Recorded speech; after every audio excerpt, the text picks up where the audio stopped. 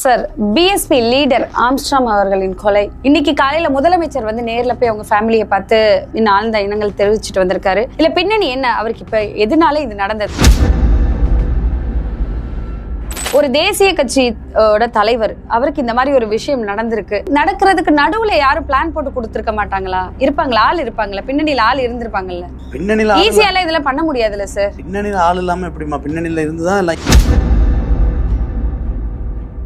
அவங்க சொன்ன ஸ்டேட்மெண்ட் அப்படி நாங்கள் 1 நேரம் வாட்ச் பண்ணி தான் இருந்தோம் அவர் போடுறதுக்கு. அதுலேயே 3 டீம் அங்கே இருந்ததாகவே சொல்கிறாங்க. இவங்க ஒரு 8 பேரை தான் நம்ம பார்த்தோம், 6 பேரை. அதுக்கு அடுத்தடுத்த தெருவில் இன்னும் அடுத்தடுத்த டீம் இருந்தாங்க. இது மிஸ் ஆனால் இது மிஸ் ஆனால் இதுங்கிற ஒரு டீம் வச்சு தான் சொல்கிறாங்க.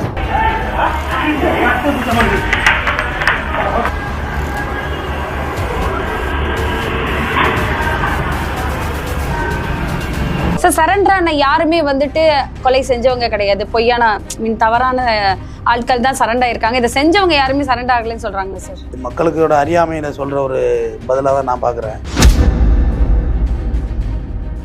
அது அந்த சாதி இந்த சாதின்னு அவர் ஒரு தலித்திய தலைவனா, ஒரு பட்டியலின சமுதாயத்தோட தலைவனா காமிக்கிறாங்க. தப்பு. அவர் அம்பேத்கர் சாதிய தலைவனா, பொது தலைவனா? பொது தலைவன் தான் சார். ஆம்ஸ்ட்ராங்கும் பொது தலைவன் தான், அதை மாற்றுக்கிறது கிடையாது.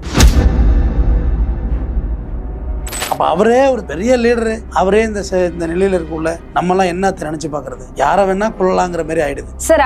அவர் எவ்வளவு பெரிய ஆளா இருந்தாலும் நிறைய பேர் என்ன சொல்றாங்கன்னா, அவரும் ஒரு ரவுடி தானே, அவரும் கட்ட பஞ்சாயத்து பண்றவர் தானே அப்படிங்கிற வார்த்தை எல்லாம் சொல்றாங்க. நம்ம சமுதாயத்துக்கு ஒரு பெரிய கேடு என்ன, நம்ம உங்களுக்கு நல்லவனே பிடிக்காது. இங்க எப்படி இருக்குன்னா, ஒரு ஒடுக்கப்பட்ட சமுதாயத்துல இருந்து ஒருத்தர் ஓங்கி நான் பேசுறதே உங்களுக்கு கடுப்பா இருக்கு. நான் பேசுறது எரிச்சல் முட்டுது. அவர் திமிரா பேசுறான். ஒடுக்கப்பட்ட சமுதாயம்னா வாயை மூடிக்கிட்டே இருக்கணும்னு இங்க ஒரு அமைப்பு இருக்கு பாருங்க, ஒரு ஃப்ரேம். அதை ஒட்டைக்க தான் நான் பேசிட்டு.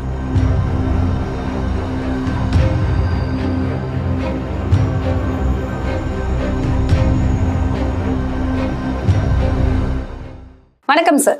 வணக்கம் சார். பிஎஸ்பி லீடர் ஆம்ஸ்ட்ராங் அவர்களின் கொலை இன்னைக்கு காலையில முதலமைச்சர் வந்து நேர்ல போய் அவங்க ஃபேமிலியை பார்த்து இன்னும் ஆழ்ந்த எண்ணங்கள் தெரிவிச்சுட்டு வந்திருக்காரு. இல்ல பின்னணி என்ன, அவருக்கு இப்ப எதனால இது நடந்தது, அந்த காரணத்தை சொல்லுங்க. இல்லை, அவரை பொறுத்தவரையிலையும் அவர் பூவை மூர்த்தியார்ட்ட அதனோட வாழ்க்கையை தொடங்கினார். 2006 சுயேட்சை கவுன்சிலர் அவர் 99 வார்டில். அன்னைக்கு அந்த எலெக்ஷனே செல்லாதுன்னு உயர்நீதிமன்றம் அறிவிச்சுது.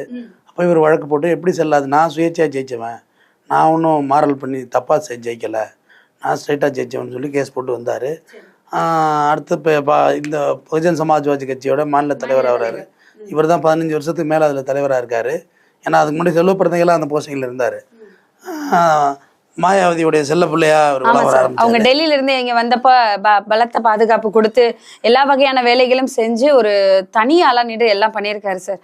ஒரு தேசிய கட்சியோட தலைவர், அவருக்கு இந்த மாதிரி ஒரு விஷயம் நடந்திருக்கு. நடக்கிறதுக்கு நடுவுல யாரும் பிளான் போட்டு கொடுத்திருக்க மாட்டாங்களா? இருப்பாங்களா? ஆள் இருப்பாங்களா? பின்னணியில ஆள் இருந்திருப்பாங்கல்ல? பின்னணியில ஈஸியால இதெல்லாம் பண்ண முடியாதுல்ல சார்? பின்னணியில ஆள் இல்லாம எப்படிமா? பின்னணியில இருந்துதான். ஏன்னா அவர் கையில வந்துட்டு எந்த விதமான ஆயுதமும் இல்லாத நேரத்துல இந்த விஷயம் நடந்திருக்கு. எப்பயுமே அவர் பிஸ்டல் வச்சுட்டே தான் இருப்பாராம். 10 பேர் 20 பேரோட தான் போவாராம் வருவாராம். தனியா போறது தெரிஞ்சிருக்கு. கையில ஆயுதம் இல்லை அப்படிங்கிற ஒரு விஷயம் தெரிஞ்சிருக்கு. தெரிஞ்ச நேரத்துல ஒரு கும்பல் போய் அட்டாக் பண்ணியிருக்காங்க. அதுக்கு நடுவுல என்ன நடந்திருக்கும்? இல்லை, அவரை க்ளோஸரா 1 இயரா வாட்ச் பண்ணியிருக்காங்க. ஏன்னா இந்த ஆற்காடு சுரேஷுடைய மரணத்துக்கான ரிவெஞ்சுன்னு சொல்லி தான் போலீஸில் சரண்டர் ஆயிருக்காங்க. புனே பாலு அவரோட தம்பி, ஆற்காடு சுரேஷோட தம்பி தான் சரண்டர் ஆயிருக்காரு, புனே பாலு. அவங்க சொன்ன ஸ்டேட்மெண்ட் அப்படி நாங்கள் 1 நேரம் வாட்ச் பண்ணி தான் இருந்தோம் அவர் போடுறதுக்கு. அதுலேயே 3 டீம் அங்கே இருந்ததாகவே சொல்கிறாங்க. இவங்க ஒரு 8 பேரை தான் நம்ம பார்த்தோம், 6 பேரை. அதுக்கு அடுத்தடுத்த தெருவில் இன்னும் அடுத்தடுத்த டீம் இருந்தாங்க. இது மிஸ் ஆனால் இதுங்கிற ஒரு டீம் வச்சு தான் சொல்கிறாங்க. நான் காவல்துறை அவங்களெல்லாம் கைது பண்ணிருக்க தான் ஒரு ரகசிய தகவல் வந்திருக்கு. போலீஸ் விசாரிச்சா தான் தெரியும். ஏன்னா இவங்க அன்னைக்கே சரண்டர் ஆகிட்டாங்க. மர்டர் நடந்தது 5:40 5:40 டு 5:40 5 நிமிஷம் 10 நிமிஷம் தானே மர்டர் நடந்துச்சிருக்கு. அவங்க அன்னைக்கு நைட்டே சரண்டர் ஆகிட்டாங்க. அந்த கத்திக்கெல்லாம் படையல் போட்டதால சரண்டரான யாருமே வந்துட்டு கொலை செஞ்சவங்க கிடையாது. பொய்யான தவறான ஆட்கள் தான் சரண்டா இருக்காங்க. இதை செஞ்சவங்க யாருமே சரண்டா ஆகலன்னு சொல்றாங்களா சார்? மக்களுக்கோட அறியாமையில சொல்ற ஒரு பதிலாக தான் நான் பார்க்குறேன். ஏன்னா இப்போ உதாரணத்துக்கு மதுரையில் ஒரு மர்டர் நடக்குதுன்னு வச்சுக்கோங்க. அடுத்த செகண்டே இங்கே நம்ம போய் இங்கே சரண்டர் ஆகலாம். மெட்ராஸ்லேயே 5 நிமிஷத்துல போய் சரண்டர் ஆகலாம். மதுரையில் இந்த மாதிரி இடத்துல மர்டர் நடந்திருக்கு. ஒரு உதாரணத்துக்கு ஒரு மாட்டுத்தாவணி பஸ் ஸ்டாண்ட் ஒரு மர்டர் நடந்திருக்கு. அதில் என்னை போலீஸ் என்னை சந்தேகிக்கிறாங்க, சஸ்பெக்ட் பண்ணுறாங்க. நான் சரண்டர் ஆகிறேன்னா சரண்டரை ஏற்றுப்பாங்க. ஏற்றுட்டு நம்மளை புழலில் ரிமாண்ட் பண்ணுவாங்க. மறுபடியும் மதுரைக்கு இன்ஃபார்ம் பண்ணுவாங்க. கோர்ட்லேருந்து இன்ஃபார்ம் பண்ணி இந்த மாதிரி இந்த ஸோ கேஸில் இங்கே 4 பேர் சரண்டர் ஆகிருக்காங்கன்னா அவங்க அங்கேருந்து வாரண்ட் எடுத்துகிட்டு ஜெயிலேருந்து வாரண்ட் எடுத்துகிட்டு போய் நம்ம அங்கே உள்ள மேஜிஸ்ட்ரேட்டை கொண்டு நிப்பாட்டி மறுபடியும் மதுரை ஜெயிலில் அடைப்பாங்க. மதுரை ஜெயிலில் அடைச்சி மறுபடியும் கஸ்டடி எடுப்பாங்க. கஸ்டடி அடிச்சு இங்கே மட்டும் நடந்து நீங்கள் என்னடா அங்கே சரண்டர் ஆயிருக்கீன்னு கேட்பாங்க. அப்போ தான் அந்த விளக்கம் வரும். அப்போ தான் அந்த உண்மை தகவல் வரும். முதல்ல இந்த சரண்டரை பற்றி குழப்பமாக எல்லாருக்கும் புரிதல் தொட்டு சொல்கிறாங்க. ஏன்னா இந்த விளக்கத்தை அதோடு தான் நான் சொல்ல வேண்டிய கட்டாயம் தள்ளப்பட்டேன். இதுதான் விளக்கம். இதுதான் அந்த சம்பவம் பண்ணவங்களா இவங்களாங்கிறதெல்லாம் புலன் விசாரணையில் தான் தெரியும். அந்த அந்த அந்த மேட்சிங் இவங்களா, அவங்க ஒரு கத்தியை விட்டு போயிருக்காங்க, அந்த கத்தியோட கைரேகை இங்கே உள்ளவங்களோட கைரேகை மேட்ச் ஆகுதா, மேட்ச் ஆகலாம் அந்த கைரேகை யாருன்னு கேட்கணும்ல. அது ஃபோரன்சிக்ஸ் லேப் போயிட்டு வந்த பிறகு தான் தெரியும். இதெல்லாம் இன்னும் நிறைய ப்ராசஸ் இருக்குமா. இது ஒன் டே ப்ராசஸ் தான் இப்போ புரிஞ்சிருக்கு. இன்னும் போலீஸுக்கு பல கட்ட விசாரணை இருக்குது. இவர் அரசியல்லையும் சமுதாயத்திலையும் பெரிய தலைவன். ஆமா சார், கண்டிப்பா நிறைய அட்வொகேட்களை உருவாக்கி வழக்கறிஞரை உருவாக்கி இருக்காரு. அவரு சாதாரணப்பட்ட தலைவன் இல்லை. அம்பேத்கர் அரசியலை பலரும் பலவாறு எடுத்துட்டு போனப்ப இவர் அதில் ஒரு தீர்க்கமான முடிவில் இருந்தார். அதிகார பகிர்வுங்கிறது இருக்கக்கூடாது அரசியல்ல, பவர் செக்டாருக்கு நம்ம போகணுங்கிற முடிவு எடுத்தார். யாருடைய கூட்டணி வச்சுக்கல, கடைசி வரை தனிச்சே தான் நின்னார். இப்போ கூட நின்று தோத்து தான் போனார். அவர் அவருடைய அரசியலே வேறு. மாற்று சமுதாயத்தினரை மாற்று ஜாதியினரை திட்டி ஒரு வீடியோ கூட நீங்கள் பார்க்க முடியாது. அவரை நுனிநாக்கு இங்கிலீஷ், அவரளவுக்கு இங்கிலீஷ் பேச ஆள் இல்லை. அதுதான் இவ்வளோ உயரத்துக்கு அவரால் போக முடிஞ்சுது. சிறந்த வழக்கறிஞர் அவர் நுனிநாக்கு இங்கிலீஷ் தான் அவரை அரசியலில் ஒரு மாறுபட்ட தலைவனாக காமிச்சது. அவர் தான் ஒரு விஷயத்த சொன்னார். 34% வன்னியர்கள் இருக்கிறாங்க எங்கள் கும்படிப்பட்டியில், 37% நம்ம பட்டியலின சமுதாயம் இருக்கும். நம்ம 2 பேரும் கை கோத்தா நம்ம தான் அந்த தொகுதி நம்ம தான் செய்ய ஒரு தொகுதின்னு சொன்னார்.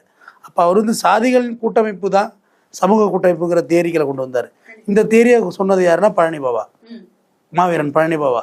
அவர் தான் சொன்னார் சாதி கூட்டமைப்பு தான் சமூகத்தை கட்டமைக்கினார். அந்த தேரி இவர்கிட்ட இருந்துச்சு. இதுதான் சரிங்கிற அரசியலை இவர் முன்னெடுத்தார். யார்? ஆம்ஸ்டாங். அதுட்டு ராமதாஸைட்டே இலக்கமாக போகிறதுக்கான அவரை பற்றியெல்லாம் உயர்வாக தான் மேடையில் பேசியிருக்காரு.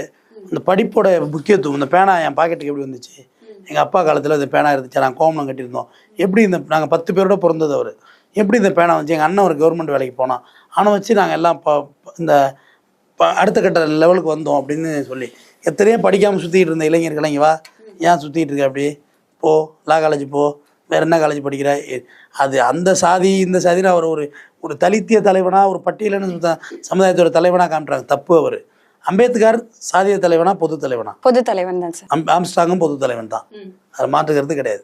அவருடைய முன்னெடுத்த அரசியல் அப்படிப்பட்ட அரசியல், பொது தலைவனுக்கான அரசியல். எஜுகேஷன் வைஸ் எம்பவர்மெண்ட்டுங்கிறது சொன்னார். படிடா, ஏன்டா படித்தா தானே நம்ம வர முடியும் அப்படின்னாரு. அதில் சட்டத்தை ரொம்ப முன்னெடுத்து படித்தார். ஏன்னா அம்பேத்கர் அதை படிச்சிருந்து சொல்லிட்டு சட்டத்தை பிடிச்சிது. இப்போ உதாரணத்துக்கு வீசும் காற்றில் விஷம் பரவட்டும், இது யார் சொன்னது? சாதிதான் சமூகம் என்றால் வீசும் காட்டில் விஷம் பரவட்டும் யார் சொன்னது? ஆனால் அம்பேத்கர். அப்படின்னு தான் எல்லாம் படிச்சிருக்காங்க. ஆனால் அதை சொன்னது அவர் இல்லை, பாடலாசிரியர் பழனி பாரதி சொன்ன வார்த்தை அது. ஆனால் நம்ம அம்பேத்கர் தான் படித்தோம். இந்த விளக்கத்தையும் ஆம்ஸ்டாங் தான் சொல்கிறாரு.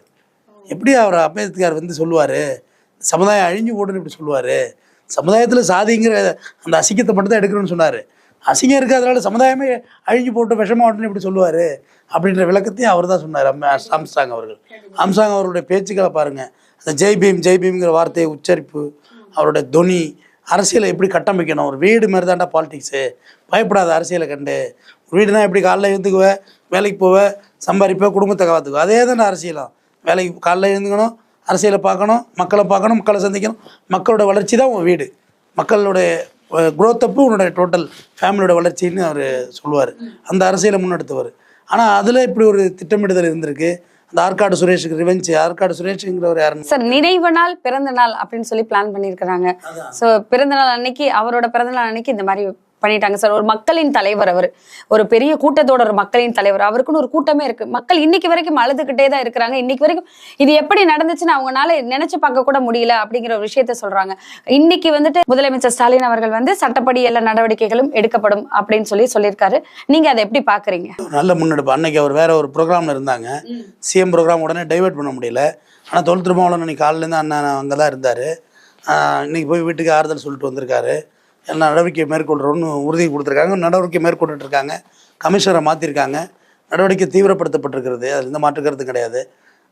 அது குற்றவாளிகள் யாராக இருந்தாலும் உண்மை குற்றவாளிகள்லாம் கஸ்டடியில் பிடிச்சிருவாங்க. கஸ்டடி எடுத்தால் தான் இந்த விஷயமே புரியும்.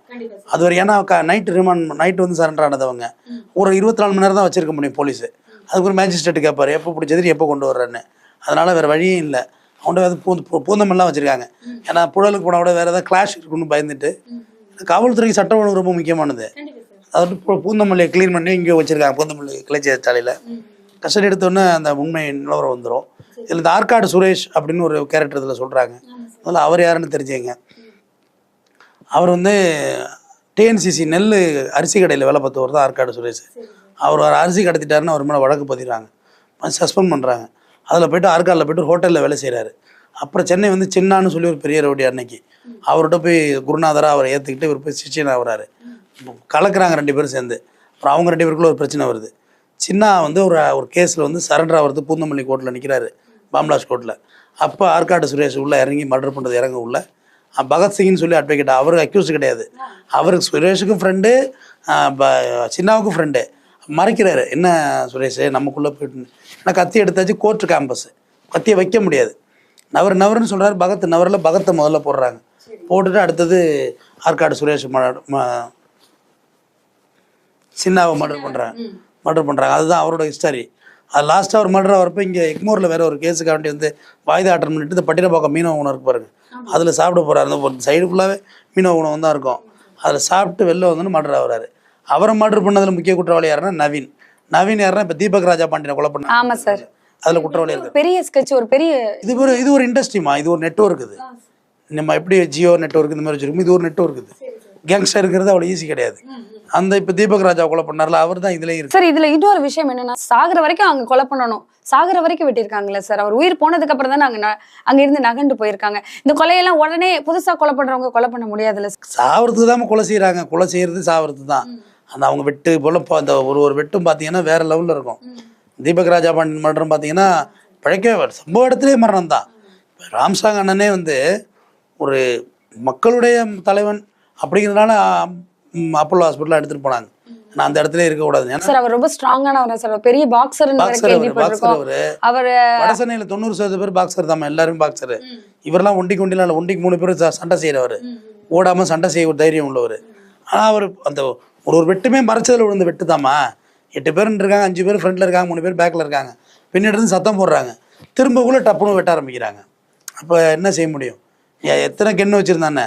ஏமா என்ன சொல்றீங்கம்மா? ராஜீவ்காந்திக்கு இருந்ததோட பெரிய பாதுகாப்பு யாருக்காவது இருக்க போதா? ஸ்ரீபெரும்புதூரில் போட்டாங்களே, ராஜீவ்காந்தியோட பெரிய பாதுகாப்பு இருக்க போதான்னு கேட்குறேன். போடணும்னு முடிவெடுத்துட்டா அதுதான் நடக்கும். பழனிபாபாட்ட தான் வெரைட்டியாக துப்பாக்கி வச்சுருந்தாரு, பழனிபாபா போடலையா? பூண்டி கலைச்செல்வம் தான் எல்லா பாதுகாப்பும் இருந்துச்சு, அவரை கொலை பண்ணலையா? கேஎன்ஆரோட தம்பி, அமைச்சரோட தம்பிமா ராமஜெயம், இன்னைக்கு வரைக்கும் அக்யூஸ்டை பிடிக்க முடியல, அவரை போட முடியலையா? ஜெயக்குமார் தனசிங் அவர் தான் கென்னு வச்சுருந்தாரு, அவரை போடலையா? பூண்டி வாண்டையார், பிரேம்குமார் வாண்டையார், அவரை கொலை பண்ணலையா? என்னமா சொல்றீங்க? இதெல்லாம் வந்து இதுக்கு ஒரு முடிவே இல்லையா சார்? தொடர்ந்து இந்த மாதிரி இது தலைநகரம் கொலைநகரம், இது வந்து படம் கூட எடுத்திருப்பாங்கல்ல, இது ஒரு எண்டே இல்லாத விஷயமா? இவங்க பண்ணிட்டாங்க, பாதிக்கப்பட்டவங்க உயிர் லாஸ் ஆயிருக்கு. இந்த சைடு அவங்க அமைதி காப்பாங்க, காக்கணும்னு சொல்ல முடியுமா நம்ம? அது அவங்களோட உணர்ச்சி சம்மந்தப்பட்டது. ஆனால் கொலைக்கு கொலை பழி தண்டனை ஆகாதுங்கிறது என்னை போன்ற கருத்து. சட்டப்படி தண்டனை என்னவோ அது கொடுக்கட்டும், இன்னொன்று மேலே இருக்கான் அப்படின்னு நம்பணும். கடவுள் இருக்கா இல்லையா, நீ இந்து கடவுளா முஸ்லீம் கடவுளா கிறிஸ்டின் கடவுளா ஆராய்ச்சி பண்ணக்கூடாது. நமக்கு முப்பாற்பட்ட ஒரு சக்தி இருக்கா, நம்புவோம், எல்லாத்தையும் அவன் பார்த்துக்கிட்டோம் அப்படின்னு விட்டுற வேண்டியதான். என்ன பண்ணுறது அப்படின்னு நான் சொல்லுவேன். என்னோட ஒரு ஐடியாலஜி வந்து அதுதான் நான் நினப்பேன். நம்ம இதில் போய் நம்ம தான் பண்ணணும், பலிக்கு பலி எடுக்கணும்னா ரத்தத்தை நான் எப்படிமா? நாளைய இளைய சமுதாயம் வழிபடுற தெய்வத்தின் வடிவம் வந்து துப்பாக்கி வடிவிலையோ கத்தி வடிவிலையோ இருந்துடக்கூடாது. அதனால் நீதி விரைவாக கிடைக்கணும். போலீஸ் விரைவாக குற்றவாளிகளை கைது பண்ணி விரைவாக சார்ஜ் ஷீட்டு போட்டு விரைவாக கூண்டில் ஏற்றணும். உண்மையாக விஷயத்தை கண்டுபிடிக்கணும்.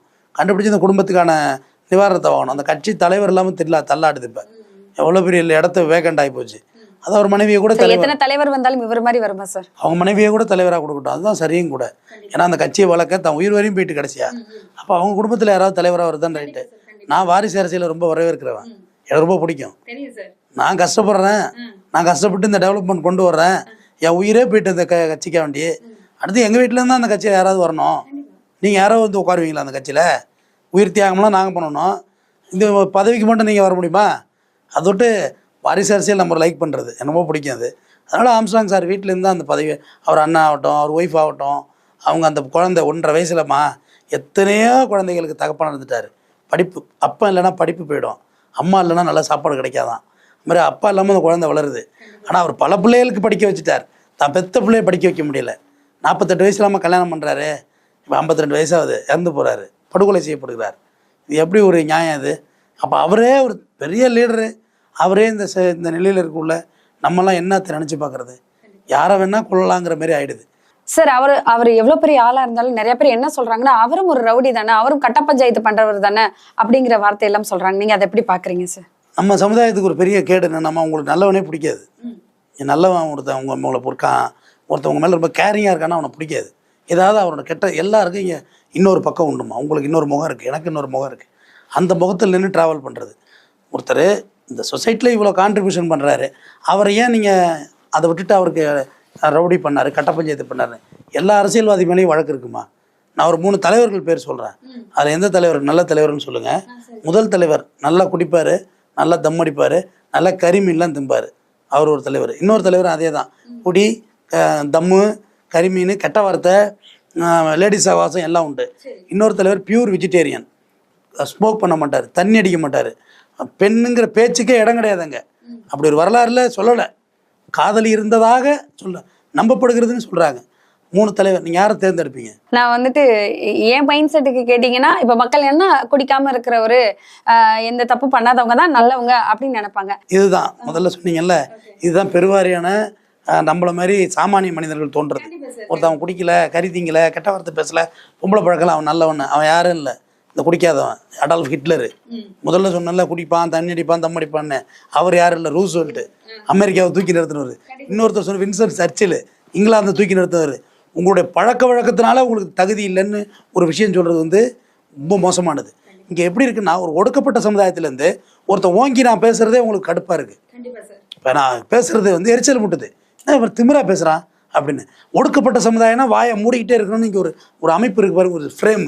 அதை ஒட்டைக்க தான் நான் பேசிகிட்டு இருக்கேன். ஒடுக்கப்பட்டவனா இப்போ ஆம்ஸ்டாங்னா நீங்கள் என்ன சொல்கிறீங்க? அப்புறம் இத்தனை வக்கீலை உருவாக்கியிருக்காரு, சுயேட்சா கவுன்சிலராக இருக்காரு. அந்த மக்களுக்கு தெரியாதாமா, நீங்கள் ரவுடி கட்ட பஞ்சாயத்து போட்டு வரலாம் ஜெயிக்க வச்சிருமா? ரவுடியை கண்டா பயப்படும், ஆனால் ஓட்டு போடாது தெரிஞ்சுங்க. இவ்வளவு மக்கள் அழுகுறாங்களா சார்?